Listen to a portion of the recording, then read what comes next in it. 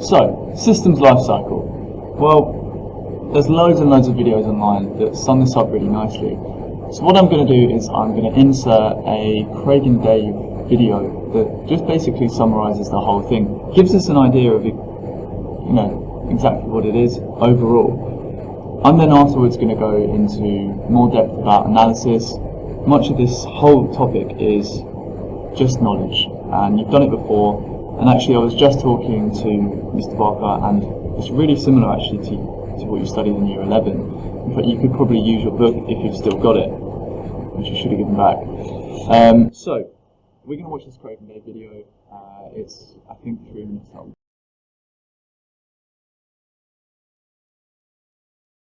Thanks for that, Craig and Dave. So, let's have a look at the different and more specific area analysis. Now I'm going to kind of be reading from my notes. It's easier for me to show the notes than it is for me to show the book. So with analysis, there's 4 different types. We've got questionnaires, interviews, observations, and document analysis. Now, most of this is going to be pretty obvious to you. In fact, most of the questions that reference this area usually ask about your requirement specifications. We're going to come to that in a sec. So, questionnaires we can give out to loads and loads of people, and it's really simple and really, really cheap. Good times. However, the answers are always restricted, and they have to be answered in a particular way, which usually won't be an open question. We'll want some sort of specific answer that often we'll quantify or something like that. Sometimes the questions will be multiple choice, which aren't really the best. It doesn't really give us a good idea of what a user wants or what a user needs, or even what a client wants or needs. So in this stage, in terms of what our system needs, we can only get a very simple kind of idea. We can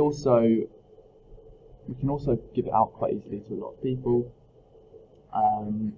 but again, the qualitative amount of information isn't great. So, interviews. Interviews is obviously one-on-one. We can get loads more information because we can continue to sort of ask more and more questions. We can go into a lot more depth. However, it does take a long time. In fact, it takes a lot longer than a questionnaire, which we can give out 40 at the same time. An interview we need to do one-on-one, so it's going to take a lot longer. Observation, so this is almost like me watching your work. So when you're at school during the day, if I just observe what you used and how you used it, it would give me an idea of really how the system is used in a practical sense. But again, we're going to work differently if we've got someone watching us. So we might not get the best or most practical and realistic sense of what a program's doing. Lastly, document analysis. So this would be going through software that's similar or has been made before, and basically looking at the how-to guides or any of the guides that tell the user how to use the program.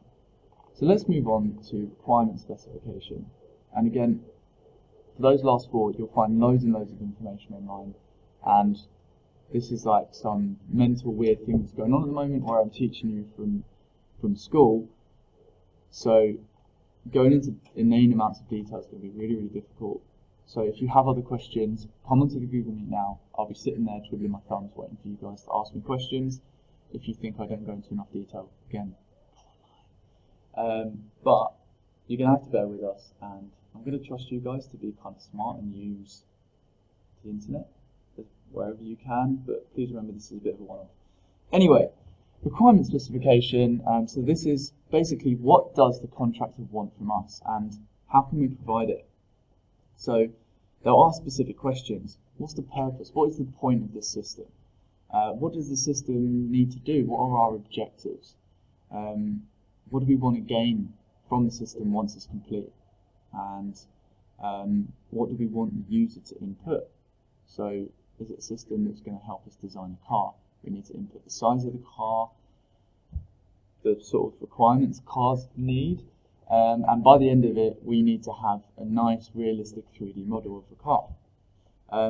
If we're doing maybe a program, we're building a program where we take in a user's details, we might be creating a database, for example, we need to make sure that the information they're putting into our database is valid. So we need to make sure we're testing it. As soon as it goes in, it's tested. If it's not correct, we're going to get an error.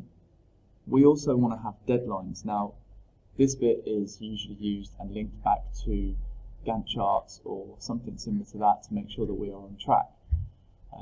Also, a top tip, you always get asked questions on this area. It's really worth remembering why this area is important and what the objectives are or what the specification could be. So next up, we've got system specification. So can it run on old software? Does it need to have does the software we're making need to have decent hardware? Is it going to be sort of creating graphics, in which case we'd need high RAM and stuff like that? Is it a basic system that we can just apply to any computer? What do we really want from our system? So usually you'd identify the hardware first, and then from there you can build the software. A couple of years ago, when you used to go to a shop to buy software, mind blowing, right? You used to get discs, these like circular things, and those discs used to go into the box, and then you would load up the program. Now on the back of the box that the CD came in, it would actually say what you needed to have on your program. I don't even have a CD in my classroom anymore to show you this, right? Modern life. So we need to know the processing power our computer needs to run that software before we buy it, otherwise we can't run it. Lastly, design specification. This is how it's going to look. Do we want it to look beautiful? Do we want it to look really simple and just have a very basic function? This is where we're going to detail exactly how it works, how our user navigates through our software, how the data works, where the data is going, and basically it's kind of just how it looks. Does it need to have a beautiful layout? We're going to make mock-ups for it. We're going to draw storyboards if it's running through a specific way. And if we're using a database, this is where you're going to have a data dictionary, which you may have already done today, this morning. So we need to think about the layout, how our user interacts with it, and that kind of thing. What colours is it going to be? Are we going to have set colours? If you think about the HeadStart colours, you've got the blue and yellow. You'll notice that that's on pretty much everywhere and everything that we use at HeadStart. Okay, so that's a really quick sort of, I've just run through analysis only. It's quite an important area for you to remember the requirement specification. Out of this, that's probably most important, and the advantages and disadvantages of the four different ways that we can analyse a system and get information from it. I'm going to put up some questions on Google Classroom for you to answer. This whole section is basically knowledge, so it's not going to be the most fun section. Usually in class I'd stand up the front and we'd do a big bit of A3 paper where you would go through and design some mental bit of software that, I don't know, helps disabled people to learn how to swim. Yeah, but unfortunately I can't really do that. So you could do that by yourselves, but it's going to be so hard for me to teach you that. So what I'm going to do is, we're going to do a couple of questions. I'm going to try and find some videos as well to support us. But ultimately, I'm sorry, this isn't going to be the most fun topic. So head to Google Classroom. If you're stuck, have any more questions, want more detail on anything, or think that I've really screwed up this video, let me know on Google Meets, or add a private comment on Google Classroom. Bye.